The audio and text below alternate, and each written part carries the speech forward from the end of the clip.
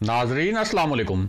Inside news के नए programme के साथ मैं हूं इब्राहिम राजा और आज हम बात करेंगे कि ताकतवर हलकों के नुमाइंदे ने मरियम नवाज को क्या पैगाम पहुंचाया। क्या 6 माह की कोई ख़ास और बड़ी डील होने जा रही है? इसे एक फैसला कुन पैगाम क्यों करार दिया जा रहा है? वज़ीर आज़म इमरान खान इस सूरत हाल में किस नौयत की तैयारी कर रहे हैं और मौलाना फजलुर रहमान इस पूरी सूरत हाल में कहाँ खड़े हैं? अगर आप इन खबरों की तफसील जानना चाहते हैं और आने वाले दिनों में भी अहम मामलात से आगाह रहना चाहते हैं तो हमारे चैनल को सब्सक्राइब कीजिए। और अब बात करते हैं आज के मौजू पर, यानी ताकतवर हलकों के नुमाइंदे ने मरियम नवाज को क्या पैगाम पहुंचाया। इस पैगाम के मुतल्लिक पहले मियां नवाज शरीफ से किस नौयत का राब्ता किया गया था और क्या 6 माह की कोई बड़ी डील होने वाली है? आपको इस इशू के मुतल्लिक चंद अंदरूनी खबरें, कुछ अहम हकायक और उनकी दिलचस्प तफसीलात बताते हैं ताकि आप इस पूरे मामले को अच्छी तरह और आसानी से समझ सकें। तो सबसे पहले आपको बताएं कि एक अहम शख्सियत को पैगाम रसानी की जिम्मेदारी सौंपी गई। ये पैगाम रसानी एक ऐसे वक्त में हो रही थी जब मियां नवाज शरीफ मुसलसल फौजी क़यादत पर संगीन इल्ज़ामात लगा रहे थे। दूसरी जानिब मौलाना फजलुर रहमान एक ख़ास मनसूबाबंदी के तहत GHQ पर धरनों की धमकियां दे रहे थे।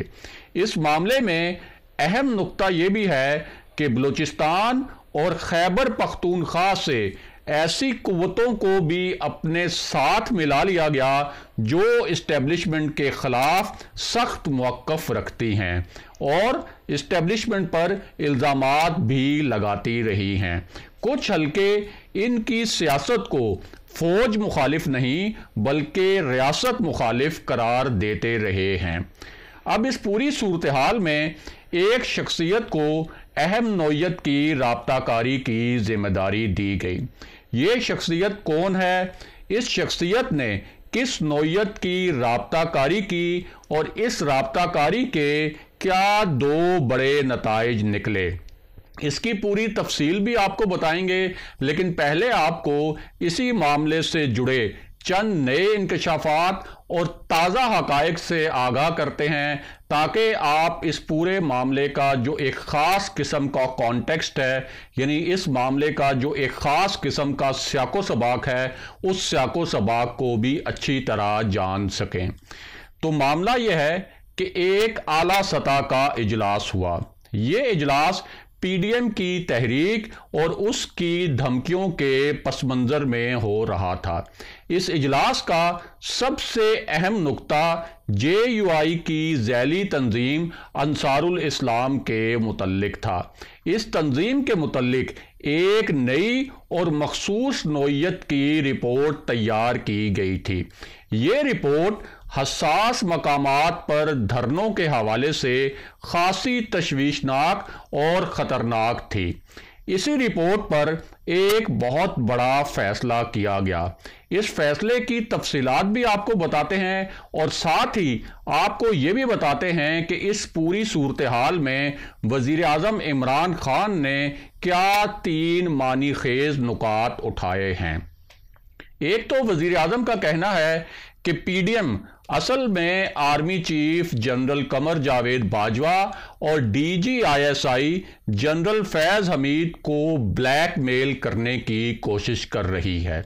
उनका कहना था कि इस ब्लैकमेलिंग के लिए एक बहुत बड़ी मुनज़्ज़म साजिश तैयार की गई।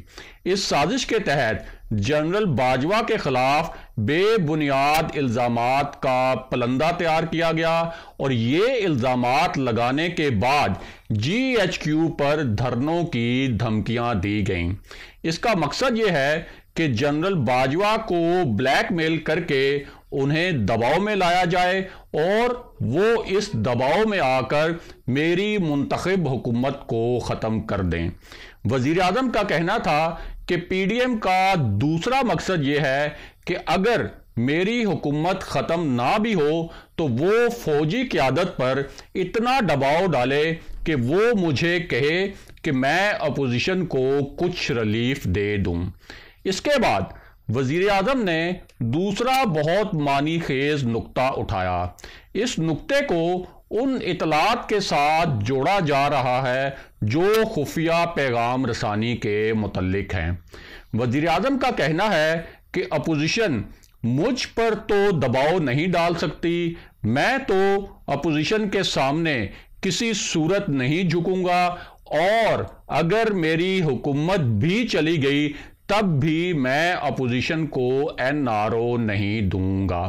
उन्होंने एक मर्तबा फिर ये मानी खेज अल्फाज इस्तेमाल किए कि किसी भी हवाले से अपोजिशन को एनआरओ देना एक कौमी जुर्म होगा। अब यहां समझने वाले समझते हैं और समझने वाले समझ सकते हैं कि इमरान खान असल में किन हलकों को पैगाम दे रहे हैं कि अपोजिशन के साथ किसी किस्म के समझौते के लिए बैकडोर यानी खुफिया राब्ते ना किए जाएं। अब आते हैं उस इजलास की जानिब जिसका जिक्र हमने आपसे पहले किया और साथ ही आपको उस राब्ताकार शख्सियत के मुतल्लिक भी बताते हैं। पहले तो आपको आगाह करें कि इस इजलास में जो रिपोर्ट पेश की गई वो रिपोर्ट वजीर आजम इमरान खान के लिए भी बहुत तशवीशनाक थी।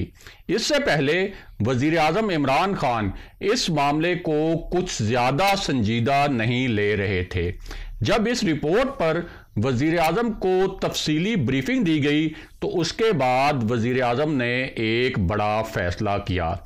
इस रिपोर्ट में बताया गया कि अंसारुल इस्लाम हसास मकामात पर धरनों की एक ख़ास हवाले से मंसूबा बंदी कर रही है।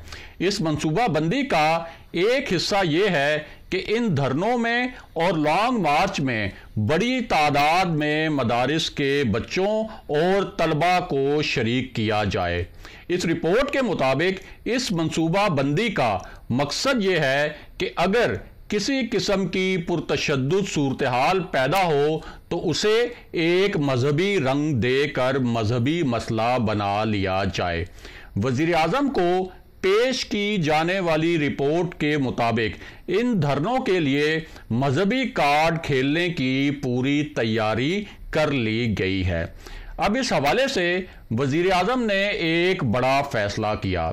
उन्होंने वजीर दाखिला शेख रशीद को हुक्म दिया कि वो फौरन मदारिस के मुंतजमीन से मुलाकातें करें और इसके अलावा उलमाए कराम के साथ हंगामी इजलास भी किए जाएं और ये यकीनी बनाया जाए कि मदारिस के ये बच्चे और तलबा इस सियासी एहतजाज का हिस्सा ना बने, ख़ास तौर पर हसास मकामात पर मुमकिना जो धरने हैं उनमें ये बच्चे शरीक ना हों। अब वापस आते हैं कि मरियम नवाज को क्या पैगाम पहुंचाया गया और क्या कोई बहुत बड़ा समझौता या डील होने जा रही है। इस पैगाम रसानी का पहला मरहला उस वक्त शुरू किया गया जब पीडीएम की तमाम जमातें इस्तीफे देने पर तैयार थीं और एक बहुत बड़ा आईनी और सियासी बहरान पैदा हो सकता था। इस सूरत हाल में पहले आसिफ अली जरदारी को एक जवाबी पैगाम भेजा गया और यूं पीपल्स पार्टी ने अपना मौक़िफ़ नरम कर लिया, लेकिन इस मामले में एक ट्विस्ट आ गया।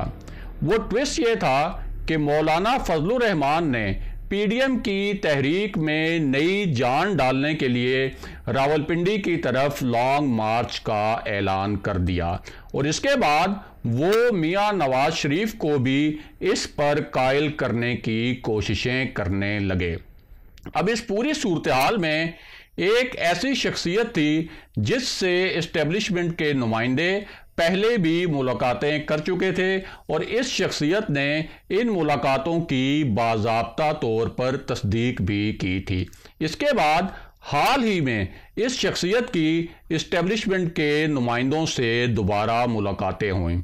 उसके बाद ये शख्सियत अचानक ईसीएल से नाम निकलने के बाद लंदन पहुंची और मियां नवाज शरीफ को एक अहम पैगाम पहुंचाया।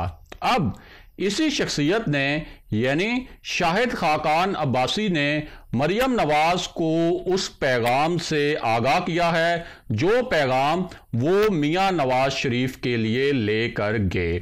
इसके अलावा शाहिद खाकान अब्बासी ने मरियम नवाज के लिए दिया गया पैगाम भी उन्हें पहुंचाया है। जराये के मुताबिक इन्हीं राब्तों के नतीजे में नून लीग अब इस्तीफों और सेनेट इलेक्शन के बॉयकॉट से पीछे हट गई है। चंद लीगी जराये के मुताबिक उनका दावा है कि ये सब कुछ एक समझौते के तहत हो रहा है, यानी एक डील के तहत हो रहा है और इस डील के नून लीग के लिए मस्बत नताइज आएंगे। दूसरी जानिब तहरीक इंसाफ और इस्टेब्लिशमेंट के जो जराए हैं उन्होंने इस तासुर को मुकम्मल तौर पर रद्द कर दिया है।